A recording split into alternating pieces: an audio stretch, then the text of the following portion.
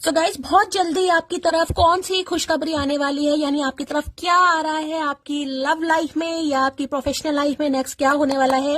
अगर ये रीडिंग मिली है तो गाइस बिना स्क्रॉल किए इस रीडिंग के मैसेज सुने बगैर मत जाइएगा। सबसे पहले एनर्जी एक्सचेंज के लिए लाइक कर दीजिए और कमेंट्स बॉक्स में जाकर हर हर महादेव जरूर लिखिए ताकि महादेव की ब्लेसिंग आपके ऊपर हमेशा रहे। लेट्स सी आपकी तरफ बहुत जल्दी क्या आता मुझे दिखाई दे रहा है। रिग्रेट की एनर्जी है, कोई इंसान आपकी तरफ आ रहा है जिसे काफी शर्मिंदगी है, एक माफी अपॉलॉजी आपकी तरफ आती है मुझे दिखाई दे रही है।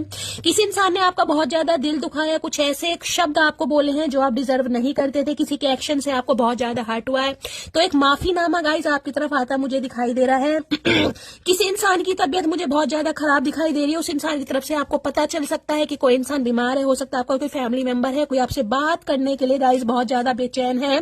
सेपरेशन की एनर्जी है, तो गाइस हो सकता है आपका सेपरेशन हो जाए अचानक, अपने आपके पार्टनर के साथ आपके लड़ाई झगड़े भी हो जाए, ये भी